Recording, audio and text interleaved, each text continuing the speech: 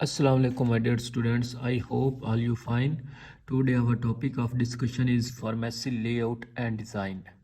तो बच्चों ये टॉपिक थोड़ा सा आपके रूटीन से हटकर है, मतलब कि बाकी जितने भी टॉपिक्स है कम्युनिटी फार्मेसी के, तो इसको थोड़ा सा ना तवज्जो से आपने करना है, क्योंकि इसमें से काफ़ी सारे एक तो एमसीक्यूज़ आते हैं, दूसरा इसमें से 5 मार्क्स के जो लॉन्ग क्वेश्चंस आते हैं आपके एग्ज़ाम्स में वो भी आ जाते हैं अक्सर औक़ात। ये काफ़ी इंपॉर्टेंट टॉपिक भी है, लेकिन इसको थोड़ा सा तवज्जो से करना, और मैं इंशाल्लाह अपनी पूरी कोशिश करूँगा आपको ना समझाने की कि आपके कंसेप्ट क्लियर हो जाएँ। तो सबसे पहले बच्चों इसमें दो डेफिनेशंस आती है। सबसे पहले हम दो डेफिनेशंस इसमें पढ़ेंगे, एक तो पढ़ेंगे कि फार्मेसी लेआउट की और दूसरी डिज़ाइन फार्मेसी। ठीक हो गया। डिज़ाइन से मुराद होती है कि किसी भी चीज़ की अपीयरेंस, चाहे वो इंटरनल अपीयरेंस है चाहे वो उसकी एक्सटर्नल अपीयरेंस है, डैट इज़ कॉल्ड डिज़ाइन। और लेआउट से मुराद होता है बच्चों के आपको उसको सेट किस तरह से किया हुआ है। ठीक हो गया कि फार्मेसी लेआउट को हम पहले डिफाइन करते हैं कि फार्मेसी लेआउट क्या होता है। तो space and drug arrangement in a pharmacy is called pharmacy layout. कि जो आपने फार्मेसी बनाई है उसके अंदर कितनी स्पेस मौजूद है, और आपने उसके अंदर जो मेडिसन्स जो हैं उसको किस तरह से मुख्तलिफ शेल्फ्स के अंदर रखा हुआ है, दिस इज़ कॉल्ड लेआउट।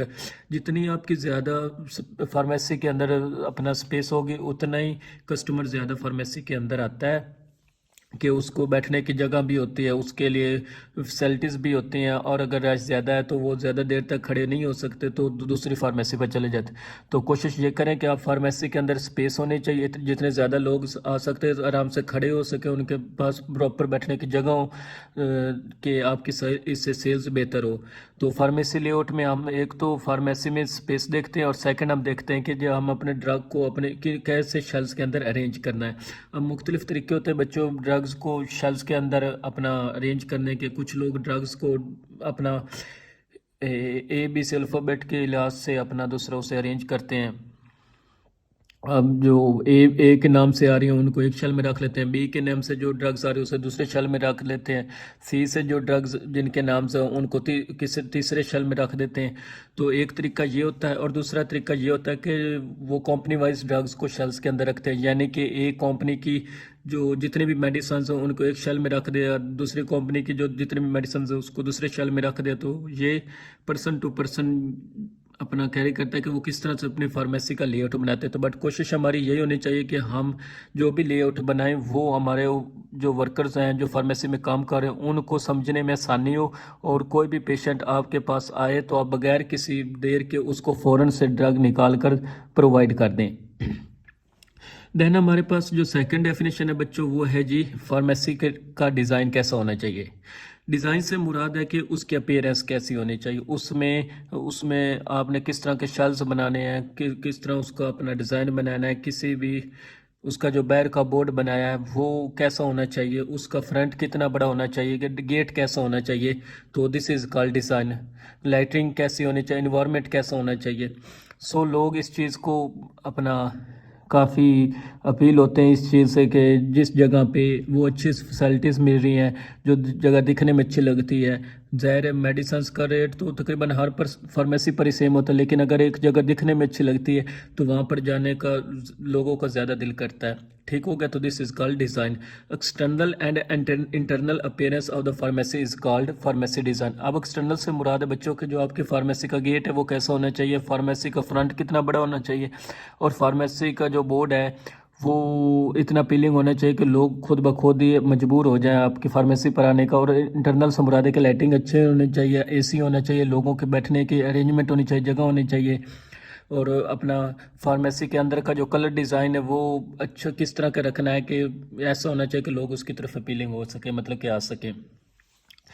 उसके बाद आता है जी हम जो इतनी अपना एफर्ट्स कर रहे हैं फार्मेसी को अपना अपीयरेंस को बेहतर करने के लिए, तो उसका बेसिक पर्पस क्या होता है, उससे हमारी जो है फार्मेसी है उसको क्या फ़ायदा होता है। तो उसको हम कहते हैं जी objective of pharmacy of layout and design. कि इतनी मेहनत करने का हमारा मकसद क्या है। मकसद ये है कि हमें अपनी फार्मेसी को सक्सेसफुल बनाना है। हम ये चाहते हैं कि जो कस्टमर हमारे पास आता है उसके लिए हम सारी की सारी एफ़र्ट्स करनी पड़ती हैं। External appearance of the pharmacy attract the customer. जितना आपका अच्छा आउटलुक रखेंगे, कुछ चीज़ अपना देखने में अच्छी नज़र आती है, उतने ही लोग उसकी तरफ ज़्यादा मुतवज्जे होते हैं।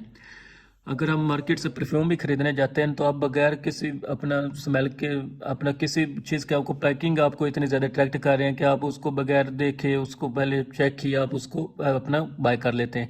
सेम केस ये अपना शॉप्स को होता है कि कुछ शॉप्स अपनी अपीयरेंस को इतना ज़्यादा अपना उन्होंने खूबसूरत बनाया होता है कि कस्टमर का खुद ब खुद ही दिल करता है कि मैं वहाँ पर जाकर कोई चीज़ खरीद लूँ। फिर आता है जी मेन ऑब्जेक्टिव और गिवन बिलो, वो दर्ज दिए गए हैं। पहले ऑब्जेक्टिव के एक प्रोफेशनल इमेज होनी चाहिए। ज़ाहिर है अगर एक आप मेडिकल स्टाफ के बंदे या फार्मासिस्ट हैं या फार्मेसी टेक्नीशियन है तो आप एक प्रोफेशनल हैं, आपको पता है कि सफाई सुथराई क्या होती है, कि प्रोफेशनल इमेज क्या होता है, डिसेंट वे क्या होता है जिसको आप रिप्रेजेंट करने का किसी भी चीज़ को। तो आप अपनी फार्मेसी को जितना अच्छे से अपना डिज़ाइन करेंगे तो लोगों पर उतना ही एक अच्छा प्रोफेशनल इमेज आता है कि जहाँ पर लोग खड़े हैं वो एक आम लोग या अनपढ़ नहीं है, वो पढ़े लिखे समझदार लोग हैं। तो लिहाजा यहाँ से मेडिसिन खरीदने में फ़ायदा होगा और हमें गाइडेंस अच्छी मिल जाएगी। सेकंड ऑब्जेक्टिव जो है वो आपके पास है जो फार्मेसी लेआउट एंड डिज़ाइन करता है वो है जी to decrease the movement of the customer, कि जो मूवमेंट ऑफ द कस्टमर से मुराद है कि आपकी फार्मेसी को इतने अच्छे डिज़ाइन करेंगे कि जितने ज़्यादा लोग आपकी फार्मेसी पर आ जाएंगे उतनी मतलब कि जगह कम ना पड़े, जो लोगों को मूव करने के लिए प्रॉपर जगह मौजूद हो। मूवमेंट से मुराद है कि लोग इधर उधर ना फिरते रहें कि ये दवाई कहाँ ये दवाई कहाँ, ऐसा ना हो। उन्हें पता हो कि मुख्तलिफ काउंटर्स बने हुए हैं, हर बंदा 4-4-5 अपना काउंटर्स बने हुए हैं, जितने ज़्यादा काउंटर्स बनाएंगे उतने ज़्यादा लोग आएंगे और हर काउंटर पर एक फार्मासिस्ट या मेडिकल का जो बंदा है वो मौजूद हो और वो इस तरह हर कस्टमर को अपना डील कर सकेगा। अगर एक ही काउंटर होगा तो क्या होगा जी, 4 लोग आएंगे तो और जो अपना 3 लोग हैं वो वेट करेंगे। तो जब वो उनको पता लगे कि हमें वेट करना पड़ रहा है तो वो आपसे मेडिसिन खरीदेंगे नहीं और फिर किसी और दूसरी फार्मेसी की तरफ ना मूव कर जाएंगे। तो आपने लोगों को मूवमेंट को कम करना है और ज़्यादा काउंटर्स बना लेने हैं, ज़्यादा अपने जो मेडिकल स्टाफ के बंदे हैं उन खड़े करने हैं ताकि लोगों को यहाँ पर भागना ना पड़े, उनको वेट ना करना पड़े, एक ही अपना जल्दी से उनको मेडिसिन मिल जाए। उसके बाद हमारे पास आता है जी to increase the sale of the drug, जितनी अच्छी फार्मेसी बनाएंगे लोग अट्रैक्ट होंगे, आपकी सेल जो है वो बेहतर हो जाएगी। To decrease the selling expense, आपका जो खर्चा है सेल करने का कम हो और आपका जो प्रॉफिट है वो ज़्यादा हो। तो इस चीज़ को भी आपने फोकस करना है, ऐसा नहीं करना कि आप बहुत ज़्यादा काउंटर्स बना लेने हैं, आपने इतने कस्टमर अपने आपके पास इतने कस्टमर नहीं आते जितने आपने काउंटर्स बना लिए या इतने अपने जो अपना मैन पावर है वो इंक्रीज़ कर दी है। ठीक हो गया, तो इस बात को भी माइंड में रखना है। ज़्यादा ही एफिशिएंसी में नहीं जाना, एक प्रॉपर वे में रहकर अपनी चीज़ को डिज़ाइन करना है। ठीक हो गया। तो उसके बाद बच्चों आता है to attract the customer, customer को अट्रैक्ट करे, चाहे अंदर एसी लगा दे, लाइटनिंग अच्छी कर दे, कलर्स वगैरह अच्छे लगा दें, कलरिंग वगैरह जो फार्मेसी की वो अच्छी हो। तो मतलब कि आपकी जितनी अच्छी लुकिंग होगी फार्मेसी की उतने लोग आपके पास आना पसंद करेंगे। अब अपना पानी वगैरह के इंतज़ाम होना चाहिए, ठंडा पानी हो। ठीक हो गया ना, गर्मी में जैसे पानी की काफ़ी ज़रूरत होती है तो पानी होना चाहिए ठंडा, वहाँ पर मौजूद होना चाहिए, मिनरल वाटर होना चाहिए। ठीक हो गया। इस तरह से अपना वो बैठ भी जाएंगे और उनको अगर वेट भी करना पड़े 2 मिनट तो वो वेट भी कर लेंगे। तो इस तरह से आपने अपने जो कस्टमर है उसको अट्रैक्ट कर सकते हैं कि आपका जो कस्टमर है वो आपकी शॉप पर क्यों आए, वो आपकी फार्मेसी पर क्यों आए। तो इस तरह की चीज़ों को आपने माइंड में रखना। आपका बिहेवियर कस्टमर के साथ अच्छा और फ्रेंडली होना चाहिए, गाइडनेस होना चाहिए कि उसका बार बार आप ही की जो फार्मेसी पर आने का दिल करे। To have the space for the prayer, आपके जो वर्कर्स हैं जो काम कर रहे हैं उन्होंने अगर नमाज़ पढ़नी है तो उनके लिए आपने एक अलग नीचे से थोड़ी सी जगह बनानी ताकि वो 10 लोग आपके पास काम करें तो जो 2 लोग एक बार जाकर नमाज़ पढ़ ले, जो बाकी कस्टमर को सर्व करे। ऐसा ना हो कि आप जहाँ पर जिस जगह पर कस्टमर खड़ा हो जाता है वहाँ पर आप नमाज़ पढ़ रहे हो। तो ज़ाहिर है अगर कोई इबादत कर रहा हो तो कोई भी जो अपना इंसान है वो उसकी इबादत में खलल नहीं डालना चाहेगा और वो आपकी फार्मेसी के बजाय किसी और फार्मेसी पर चला जाएगा। तो अपने दीन को भी साथ लेकर चलना और दुनिया को भी लेकर साथ चलना। तो हम क्या करेंगे कि जो एक नमाज की जगह है या खाने की जगह है या रेस्ट करने की जगह है एम्प्लॉयज़ की वो एक अलग रखेंगे ताकि हमारे पर कस्टमर उसकी वजह से परेशान ना हो और हमारे जो हमारी इबादत वगैरह भी साथ साथ होती रहे। ठीक हो गया। टू हैव द सेपरेट अपना to have space for the prayers eating and rest for the employees. अगर कोई फार्मेसी पर बैठकर खाना खा रहा है बैठकर, तो कभी भी कोई भी अपना कस्टमर फार्मेसी पर नहीं आएगा, वो आपको डिस्टर्ब नहीं करना चाहता खाते हुए। आपकी अगर लंबी शिफ्ट है तो आपने रेस्ट करनी है, तो आपके पास सोने की भी जगह, प्रॉपर जगह मौजूद होनी चाहिए एम्प्लॉयज़ के लिए।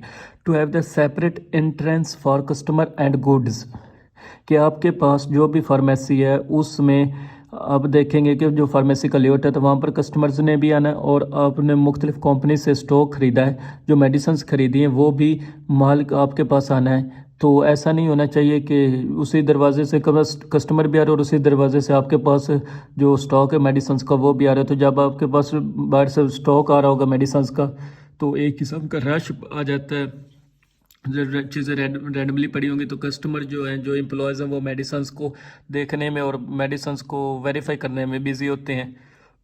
तो लिहाजा कस्टमर इस जगह पर नहीं होते, वो किसी और फार्मेसी की तरफ मूव कर जाए। तो आपने कोशिश करनी है कि आपकी जो फार्मेसी तो उसमें एक अलग से दरवाजे बनाए, ताकि कस्टमर से के लिए अलग से दरवाज़ा, और जो आपके पास माल आ रहा है, मेडिसिन आ रही है, उसके लिए उसका बैग से कोई दरवाज़ा हो, ताकि कस्टमर्स की मूवमेंट को आप डिस्टर्ब नहीं करेंगे। ठीक हो गया। अगर हम इन तमाम चीज़ों पर फोकस करें बच्चों, तो हमारा जो मकसद है फार्मेसी को अपना अच्छे से सर्वाइव करने का, तो वो पूरा हो सकता है। उसके बाद हमारे पास है जी बहुत ही इम्पोर्टेंट लॉन्ग क्वेश्चन आता है, तकरीबन ये आपके हर MCQ से मतलब किस में से आते हैं, और अपना लॉन्ग क्वेश्चंस भी आता है कि right a note on the types of the layout designs. तो इसमें हम क्या देखते हैं कि जो वो हम डिस्कस करेंगे। अच्छा बच्चों, यहाँ पर बच्चे कंफ्यूज हो जाते हैं कि आपके पास दो तरह से क्वेश्चंस आते हैं। एक होता है जी लेआउट डिज़ाइन टाइप्स बताएं, एक क्वेश्चन आता है कि लेआउट डिज़ाइन का स्टाइल्स बताएं। तो टाइप्स अलग हैं और स्टाइल्स अलग हैं, इस पर आपने कंफ्यूज नहीं होना, इसको आपने मिक्स नहीं करना। जब आपसे टाइप्स की बात की जाए तो उसमें उसमें आपके पास यह है कि जो आपने किस तरह की सर्विस प्रोवाइड की जा रही, that is called layout design या फार्मेसी लेआउट डिज़ाइन। कितनी टाइप्स होते हैं कि किस तरह की सर्विसेज आप प्रोवाइड की जाती हैं आपकी तरफ से। और स्टाइल ऑफ लेआउट डिज़ाइन का मतलब यह है कि जो आपकी फार्मेसी उसके अंदर जो मेडिसिन रखी हुई हैं आपने उनको किस तरह से आपने स्टाइल किया हुआ है। ठीक हो गया बच्चों। तो ये डिफरेंस मेन है, ये आपने माइंड में ज़रूर रखना है। तो पहले हम बात करेंगे कि जो हमारा लेआउट जो डिज़ाइन है फार्मेसी का, वो कितनी तरह की जो यानी हमारी जो फार्मेसी उसके अंदर किस तरह की सर्विसेज प्रोवाइड की जाती हैं। तो जो टाइप्स हैं फार्मेसी लेआउट डिज़ाइन की, वो तीन आपके पास आती हैं।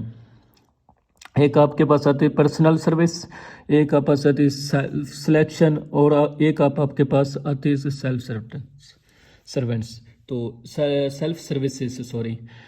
तो सबसे पहले है जी हमारे पास पर्सनल सर्विस से मुराद यह कि डॉक्टर से आप प्रिस्क्रिप्शन लेकर आएँ और आपने प्रिस्क्रिप्शन जाकर फार्मासिस्ट को या जो भी फार्मेसी पर मौजूद है उसके हवाले कर दिए, और वो बंदा खुद आपके लिए जो आपकी प्रेस्क्रिप्शंस बने हुए हैं उनमें से मेडिसिन से निकालेगा और आपको प्रोवाइड कर देगा। This is called personal service, कि आपका उसमें कोई रोल नहीं है, आपने कोई काम नहीं करना, आपने जस्ट जाकर उसको प्रिस्क्रिप्शन उसके हवाले करनी है और वो दवाई ढूंढेगा और वो बिल भी खुद बनाएगा, उसको पैक करके आपको दे देगा। This is called personal service.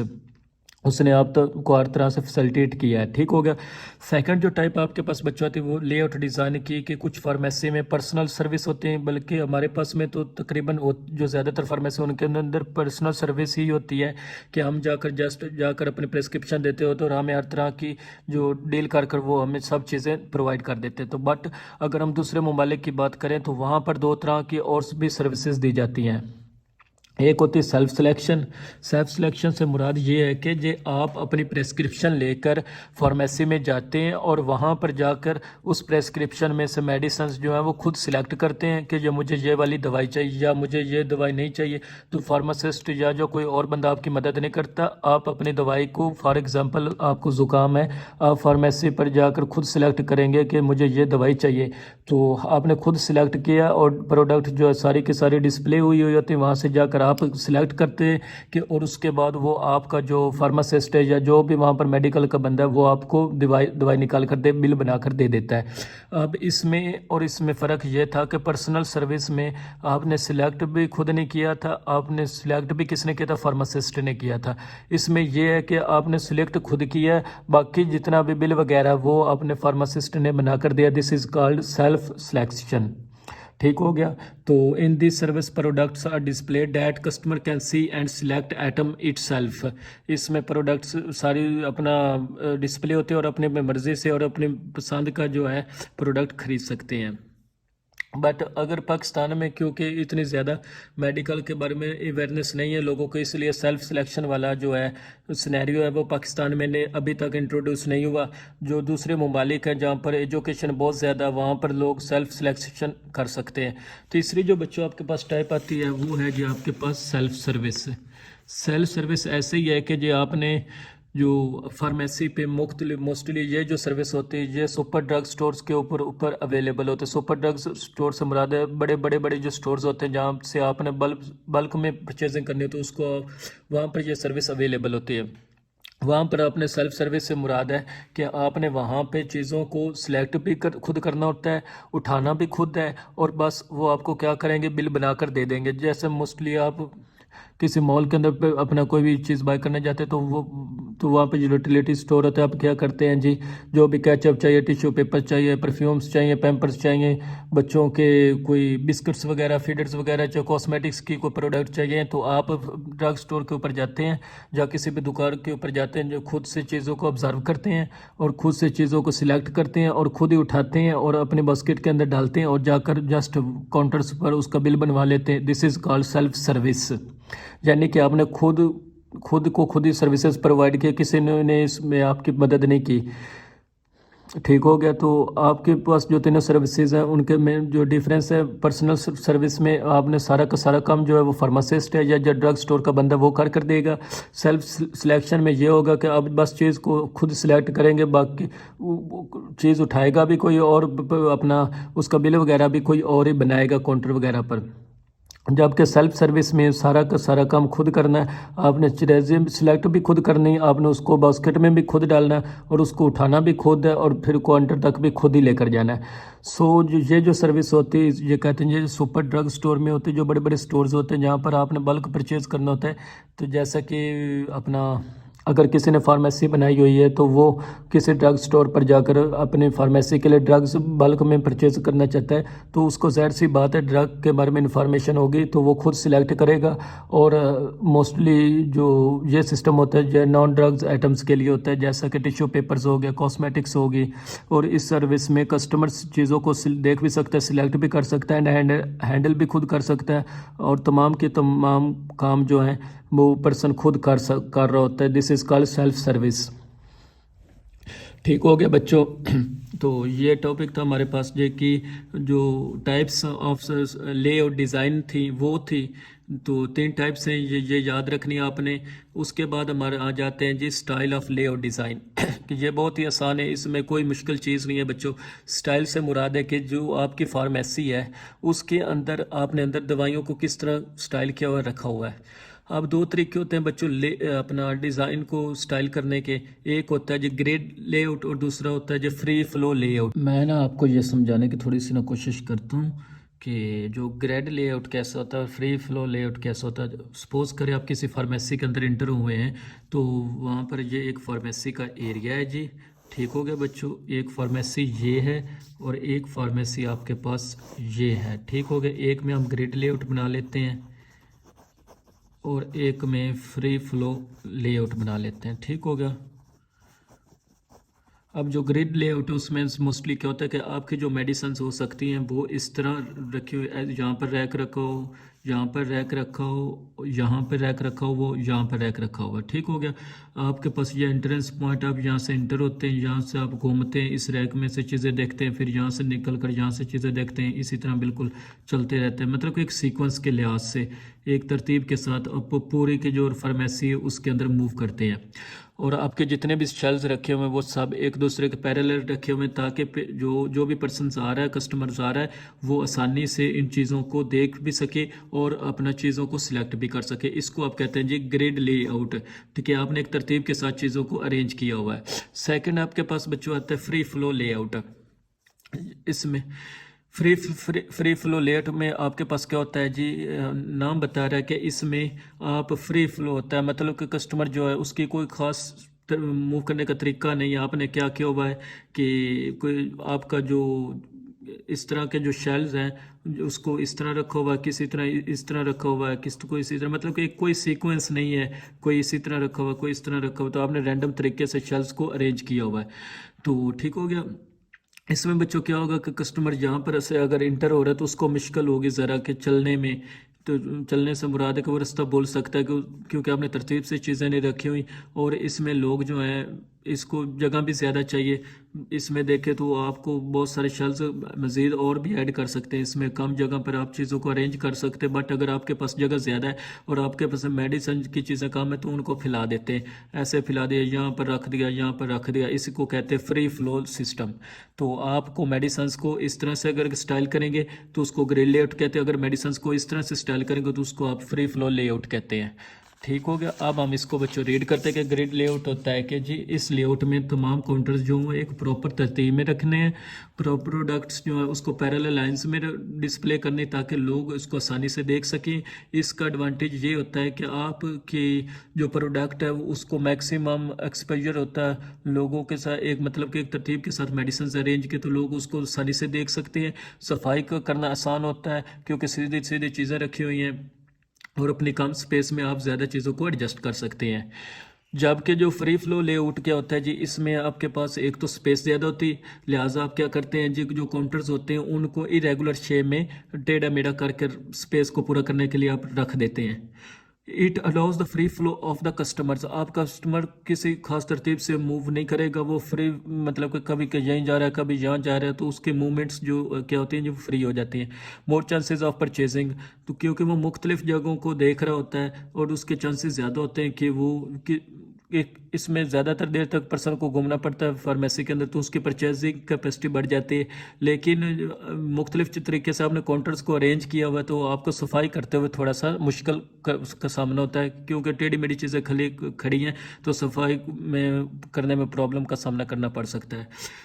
बच्चों यहाँ पर हमारा ये टॉपिक हुआ ख़त्म। आज के टॉपिक में आज के लेक्चर में हमने डिस्कस किया कि जो फार्मेसी लेआउट क्या होता है, उसकी कितनी टाइप्स होती हैं और उसके क्या क्या स्टाइल होते हैं। तो आई होप आपको ये लेक्चर समझ आया होगा। तो ये डिफरेंस आपने बच्चों ये ज़रूर याद रखना है कि स्टाइल ऑफ लेआउट डिज़ाइन 2 तरह के होते हैं और types of the pharmacy layout वो कितनी तरह की होती हैं, 3 तरह की होती हैं। तो उम्मीद है आपको ये लेक्चर समझ आ गया होगा। अगर कोई बात समझ ना आई हो तो कमेंट सेक्शन में लाजमी पूछ सकते हैं। वीडियो अच्छी लगी हो तो दोस्तों फ्रेंड्स से ज़रूर शेयर कीजिएगा और चैनल को सब्सक्राइब भी कर दीजिएगा। तो नेक्स्ट वीडियो तक के लिए इजाज़त दीजिए। अल्लाह हाफिज़।